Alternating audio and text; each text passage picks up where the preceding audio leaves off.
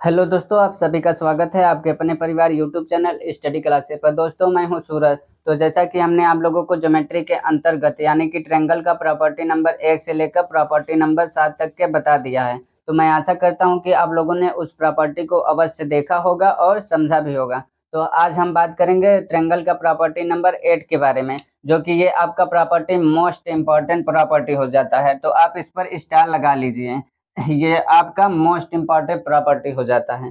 तो आठ property number 8 आपका ये कहता है मेरे भाई, तो इसमें कुछ शर्तें हैं। तो त्रिभुज बनाने के जैसे नियम होते हैं तो कुछ शर्तें भी होते हैं। तो अगर हम बात करें कि आप इसे त्रिभुज बनाने की शर्तें भी कह सकते हैं। तो पहला शर्त आपका ये कहता है कि किसी त्रिभुज की दो भुजाओं का योगफल तीसरी भुजा से हमेशा बड़ा होता है। यानी कि अगर हम बात करें मेरे भाई कि अगर ये आपसे ये कहना चाहता है कि ये एक ट्रायंगल है आपका, क्या है, एक ट्रायंगल है। अगर हम ये ए कहे इसे और इस पॉइंट को बी अगर सी इसे बोले, तो अगर हम कोण ए के सामने की भुजा को स्मॉल ए से दर्शाएं और कोण बी के सामने की भुजा को अगर हम स्मॉल बी से दर्शाएं और कोण सी के सामने वाली भुजा को अगर हम स्मॉल सी से दर्शाते हैं, तो क्या होगा मेरे भाई। तो इसमें कह रहा है कि किसी भी त्रिभुज के दो भुजाओं का जो योग होगा वो हमेशा बड़ा होगा किससे, तो तीसरी वाली भुजा से। अगर हम बात करें कि अगर हम बात करें कि ए और प्लस बी को जोड़ोगे तो वो हमेशा बड़ा होगा कोण सी से। यानी कि अगर हम बात करें कि अगर ये कहना चाहता है मेरे भाई कि अगर ए और प्लस बी जोड़ते हो तो ये हमेशा बड़ा होगा किससे, तो सी से बड़ा होगा। किससे, सी से। तो जरूरी नहीं है कि मेरे भाई कि ए और प्लस बी को ही जोड़ के आप सी से ग्रेटर देन दिखा दीजिए। ऐसा कुछ नहीं, आप किसी भी दो भुजा को आपस में जोड़ के दिखा सकते हैं। तो जैसे अगर हम बात करें कि यहाँ बी और प्लस सी का जो मान होगा वो हमेशा बड़ा होगा किससे, तो ए से। आप इसे एक तरीके से और भी कर सकते हैं। आप क्या कहेंगे कि अगर सी को अगर जोड़ते हैं हम ए के साथ है वो हमेशा बड़ा होगा बी से। तो मैं आशा करता हूँ कि ये आप लोगों को पहली बात समझ में आया कि किसी भी दो भुजा को अगर हम जोड़ते हैं वो तीसरी भुजा से हमेशा बड़ा होता है। तो दूसरा बात आपका ये कहता है कि किसी भी त्रिभुज की दो भुजाओं का अंतर जो होता है वो तीसरी भुजा से हमेशा छोटा होता है। अगर हम बात करें ये दूसरे नंबर की, तो दूसरा नंबर आपका ये कहना चाहता है, तो आप इसे नोट करिए फिर हम आप लोगों को समझाते हैं। तो दूसरा बात आपसे ये कहना चाहता है कि किसी भी त्रिभुज की दो भुजाओं का जो अंतर होगा वो हमेशा छोटा होगा किससे, तो तीसरी भुजा से। अगर हम बात करें कि अगर हम ए और माइनस बी करते हैं, तो यहाँ से अगर हम ए माइनस बी करते हैं तो वो हमेशा लेस देन होगा किससे, तो सी से होगा। किससे, सी से। अगर हम बात करते हैं अगर अगर हम बात करें तो बी और माइनस अगर हम सी करते हैं तो वो हमेशा लेस देन होगा किससे, तो ए से होगा। या फिर हम इसे एक तरीके से और भी कर सकते हैं, अगर हम सी और माइनस ए करेंगे वो हमेशा लेस देन होगा बी से। तो मैं आशा करता हूं कि आप लोगों को ये दूसरी भी बात समझ में आए कि किसी त्रिभुज की दो भुजाओं का जो अंतर होगा वो हमेशा लेस देन होगा किससे, तो तीसरी भुजा से। तो ये कुछ आपकी प्रॉपर्टी थी जो मैंने आप लोगों को बता दिया है। तो मैं आशा करता हूँ कि आप लोगों को ये समझ में आया है। तो अब त्रिभुज बनाने के हम नियम पढ़ेंगे। तो त्रिभुज बनाने के नियम क्या क्या होते हैं, कैसे होते हैं, तो हम इन बातों का चर्चा करेंगे। तो त्रिभुज बनाने के नियम पढ़ने से पहले हम आप लोगों को दो नोट बताने वाले हैं। तो वो नोट क्या है, हम आप लोगों के सामने नोट करते हैं फिर आप लोगों को समझाते हैं।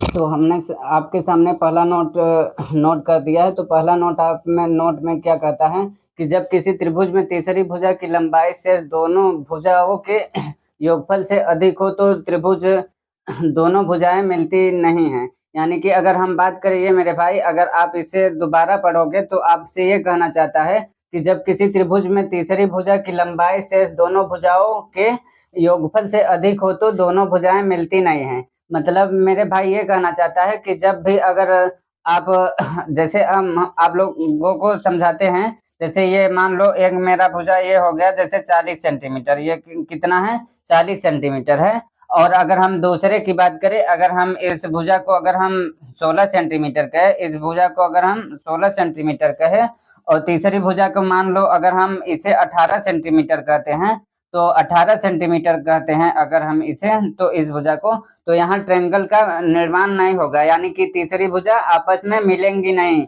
तो वही बात आपसे पहला ये यहाँ कह रहा है कि किसी त्रिभुज में तीसरी भुजा की लंबाई से दोनों भुजाओं के योगफल से अधिक हो तो दोनों भुजाएं मिलती नहीं है। यानी कि अगर हम बात करें कि देखो, अगर इन दोनों को जोड़ते हो, इन दोनों को जोड़ोगे तो 18 में 16 जोड़ोगे तो कितना होगा? तो 8 6 14, और कितना होगा? 2 1 3, यानी कि 34 डिग्री हो, 34 सेंटीमीटर होगा, जो कि 40 से छोटा है। तो यहाँ ट्रायंगल का निर्माण नहीं होगी। तो यहाँ ट्रायंगल का निर्माण नहीं होगी, यानी कि ये पूरी तरीके से त्रिभुज नहीं बना पाएगी। और तो दूसरी बात आपसे ये कहना चाहता है मेरे भाई कि जब एक भुजा की लंबाई से दोनों भुजाओं के योगफल के बराबर हो तो त्रिभुज नहीं होता, बल्कि एक सीधी रेखा है। यानी कि अगर हम यहाँ बात करें, अगर हम, ये पहली बात थी आपकी, अगर हम दूसरी बात की बात करें तो ये आपसे ये कहना चाहता है कि जैसे ये मान लो मेरा एक 40 सेंटीमीटर की एक भुजा है, लाइन है, आप जो कहना चाहते हैं कह सकते हैं। अगर ये 40 सेंटीमीटर की है, तो अगर हम बात करें कि पहली लाइन आपका मान लो ये कितने की है? 20 सेंटीमीटर की। कितने की है? आप 20 सेंटीमीटर की। आप इसे 18 सेंटीमीटर ही कह सकते हैं। आप चलो मान लिया कि ये 18 सेंटीमीटर है, और इस भुजा का मान अगर हम कहें कि ये 22 सेंटीमीटर है। कितना है? 22 सेंटीमीटर है। करोगे, इन दोनों का योग करोगे तो ये कितना होगा? 40 सेंटीमीटर, जो कि 40 सेंटीमीटर के क्या है? बराबर है। तो इसके जब बराबर है मेरे भाई, तो ये ट्रायंगल का भी तब भी निर्माण नहीं कर पाएगी। कैसे नहीं करेगी? मान लो कि ये आपका भुजा 18 सेंटीमीटर का है, इस भुजा का मान 18 सेंटीमीटर है अगर हम बात करें, तो अगर अगर इस भुजा को, ये आपका 18 सेंटीमीटर है, तो अगर जब 18 सेंटीमीटर इस भुजा पर ले आओगे तो मान लो यहाँ कितना है? 18 सेंटीमीटर। इतने का मान कितना है? 18 सेंटीमीटर। और इतने का मान कितना है? तो 22 सेंटीमीटर। तो क्या आपका ट्रायंगल बना पाएगी यहाँ? तो आप कहेंगे सर नहीं। और ये तीसरी भुजा आपका दिया है 40 सेंटीमीटर, ये दिया है, तो यहाँ ट्रायंगल का निर्माण नहीं हो पाएगी। तो यही बात है, यहाँ कहना चाहता है मेरे दोस्त कि जब किसी त्रिभुज में तीसरी भुजा की लंबाई से दोनों भुजाओं के योगफल से अधिक हो तो दोनों भुजाएं मिलती नहीं है। तो यानी कि अगर हम बात करें कि ये पहली और इसे जोड़ोगे दोनों को, तो ये तीसरी से छोटा है, तो यहाँ ट्रायंगल का निर्माण नहीं कर पाएगी। और दूसरी बात ये कहा है आपसे कि जब एक भुजा की लंबाई से दोनों भुजाओं के योगफल के बराबर हो तो यह त्रिभुज नहीं होता, बल्कि एक सीधी रेखा हो जाती है। तो आप देख रहे हैं यहाँ से यहाँ तक एक सीधी रेखा बना ली है। क्या बनाई है? एक सीधी रेखा।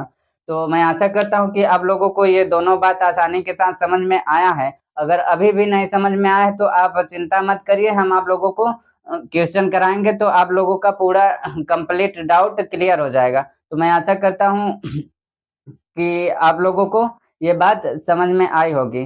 तो हम आपके सामने कुछ क्वेश्चन नोट करते हैं, फिर आप लोगों को समझाते हैं। तो आप बने रहिएगा, जाना नहीं है। अगर आपको सचमुच ज्योमेट्री का यानी कि ट्रायंगल सीखना है, तो मेरे भाई ट्रायंगल एक ऐसा टॉपिक है कि ये आप लोगों को जब तक प्रॉपर्टी नहीं आएगी, तो आप लोग ट्रायंगल का कोई भी सवालों को नहीं बना सकते हैं। तो ट्रायंगल का मोस्ट इम्पॉर्टेंट हो जाता है प्रॉपर्टी। जैसे आपकी कोई जान होती है ना, तो ठीक उसी प्रकार से ट्रायंगल का जान इसकी प्रॉपर्टी है। तो आप प्रॉपर्टी नहीं समझ में आएगी तो आप लोग ट्रायंगल का कोई भी सवाल नहीं बना सकते हैं। तो आप बने रहिएगा इस वीडियो में, हम आपके सामने क्वेश्चन नोट करते हैं, फिर आप लोगों को समझाते हैं। तो हमने आपके सामने क्वेश्चन नोट कर दिया है मेरे भाई। तो क्वेश्चन आपका ये कहता है कि 4 दशाओं में, यानी कि 4 ऑप्शन दिया है, उसमें पूछ रहा है रेखाखंडों की लंबाई सेमी में दिया है, सब ये सेमी में दिया है। तो दी गई तो पूछ रहा है निम्न में से कौन सी दशा त्रिभुज की 3 भुजाओं के लिए उचित नहीं है। यानी आपसे पूछ रहा है कि ये आपको वैल्यू दिया है, यानी कि 2 सेंटीमीटर, 3 सेंटीमीटर, 4 सेंटीमीटर का, और या फिर आप दूसरा कर सकते हैं 2 सेंटीमीटर, 3 सेंटीमीटर, 5 सेंटीमीटर की आपको लाइन दिया है। तो आपसे पूछ रहा है कि कौन ऐसी ऑप्शन है कि जो कि आपका वो ट्रायंगल का निर्माण नहीं कर सकते, यानी कि ट्रायंगल नहीं बना सकती है। तो आपको हमने बताया था कि जब दो भुजा का योग तीसरी भुजा से अधिक होगी तब ट्रायंगल का निर्माण करेगा। यानी कि अगर हम बात करें कि यहाँ आप देख सकते हैं, अगर इसमें हम बात करें कि अगर दो भुजा को जोड़ते हो तो तीसरी भुजा से हमेशा अधिक होगा, यानी और 2 और 3 को जोड़ोगे तो 5 होगा, जो कि ये बड़ी होगी हमेशा 4 से। या फिर आप इसे कह सकते हैं कि अगर हम 2 और 4 को जोड़ते हैं, अगर 2 4 को जोड़ोगे तो सब बड़ी होगी किससे, हमेशा 3 से बड़ी होगी। या फिर आप इसे कह सकते हैं 3 और 4 को भी जोड़ दोगे तो 7 होगी, तो 7 बड़ी होगी हमेशा किससे, 2 से। तो मैं आशा करता हूँ मेरे भाई कि ये आप लोगों को समझ में आ रहा है। तो इतनी बात आप लोगों को क्लियर है? अगर क्लियर है तो यानी कि मतलब ये ऑप्शन पहला क्या कह रहा है कि अगर हमें किसी दो को जोड़ लोगे तो हम तीसरे से बड़ा ही होंगे। तो ये मेरा यानी कि ये कहना ये चाहता है कि ये पहला जो ऑप्शन है, इस ऑप्शन से एक ट्रायंगल का निर्माण हो सकता है। तो और दूसरा ऑप्शन ये कहता है मेरे भाई, देखो जरा दूसरा ऑप्शन में देखोगे अगर, तो अगर 2 और 3 को जोड़ोगे तो 5 और 5 के बराबर होगा। जब बराबर होगा तो यहाँ ट्रायंगल का निर्माण नहीं करेगी। हमने अभी आप लोगों को बताया था कि अगर ये आपका 40 सेंटीमीटर का है, 18 सेंटीमीटर कहते हैं, और इसे अगर हम 22 कहते हैं, अगर 22 कहते हैं तो ये इन दोनों का योग 40 हो जाता है, जो कि ट्रायंगल का निर्माण नहीं करता है। तो सेम यहाँ भी यही बात कहा है कि अगर 2 और 3 को जोड़ते हो तो वो 5 के बराबर हो जाता है, जो कि यहाँ ट्रायंगल का निर्माण नहीं करेगी। तो मेरे भाई यही आपसे पूछना चाहता है इस सवाल में कि कौन सा ऐसा ऑप्शन है, जो दिए गए ऑप्शन में कौन सा ऐसा ऑप्शन है जो कि ट्रायंगल का निर्माण नहीं कर पाएगी। तो ऑप्शन जो बी होगा वही नहीं कर पाएगी। तो अगर चलते हैं हम ऑप्शन सी के पास, तो ऑप्शन सी आप देखोगे जरा इसमें, तो आपसे ये कह रहा है कि अगर हम 4 और 2 को जोड़ते हैं तो वो 6 जो होगी, वो 6 होगी जो हमेशा बड़ी होगा किससे, 5 से। आप किसी भी दो भुजा को जोड़ सकते हैं, वो हमेशा बड़ी होगी तीसरी भुजा से। उसी प्रकार से आप ऑप्शन डी को यानी 4 को भी देख सकते हैं। तो अगर हम मान लो 3 और 4 को जोड़ते हैं तो वो 7 हमेशा बड़ी होगी 5 से। या फिर 5 और 4 को जोड़ोगे तो 9 होगा, और 9 बड़ी होगी हमेशा 3 से। या फिर 5 और 3 को जोड़ोगे तो हमेशा ये 8 होगी, और 8 हमेशा बड़ा होगा 4 से। तो मैं आशा करता हूँ कि ये आप लोगों को पहली सवाल आसानी के साथ समझ में आया है। अगर समझ में आया है तो हम आपके सामने दूसरा क्वेश्चन नोट करते हैं, फिर आप लोगों को बढ़िया से समझाते हैं। तो आप बने रहिएगा, जाना नहीं है आप लोगों को।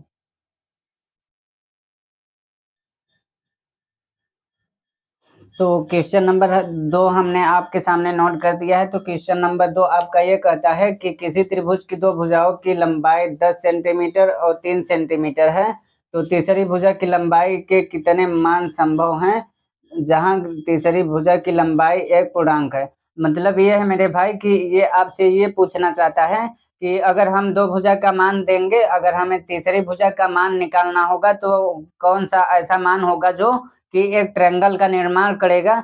तो आइए हम इसके बारे में जानते हैं। तो ये आपसे ये कहना चाहता है मेरे भाई कि ये 10 सेंटीमीटर और 3 सेंटीमीटर की दो भुजा दिया है, तो आपसे पूछ रहा है कि तीसरी भुजा का मान कितना होगा, या फिर कितने मान संभव हो सकते हैं। तो आप इसे कैसे सॉल्व कर सकते हैं? क्या आपके दिमाग में कुछ आ रहा है कि हम इसे किस तरीके से सॉल्व कर सकते हैं? अगर नहीं आ रहा है तो हम आपके सामने अब आप लोगों को समझाते हैं। तो ये मेरे भाई आपसे ये कहना चाहता है कि जैसे मान लो ये आपका एक ट्रायंगल है, क्या है? एक ट्रायंगल है।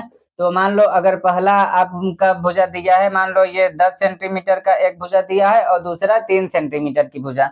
तो मान लो ये आपका कितना है, 3 सेंटीमीटर की भुजा है। अगर हम तीसरी भुजा को अगर x मानते हैं, तो हमने आप लोगों को दूसरी बात में ये बताई थी, अगर बात करें हम प्रॉपर्टी नंबर 8 के बारे में, तो दूसरा हम बात ये आपसे बताए थे कि जो किसी भी त्रिभुज में अगर दो भुजाओं का जो अंतर होता वो हमेशा छोटा होता तीसरी भुजा से। अगर अगर हमें x का मान निकालना होगा, यानी कि ये आपका दिया है कि पहली भुजा का मान 3 सेंटीमीटर और दूसरे भुजा का मान 10 सेंटीमीटर, तो आपसे पूछ रहा है कि x का मान क्या होगा, या फिर कितने मान संभावित हो सकते हैं। यानी इस ट्रायंगल का निर्माण करने के लिए ऐसी कौन सी मान है जो कि ट्रायंगल का निर्माण कर सकते हैं।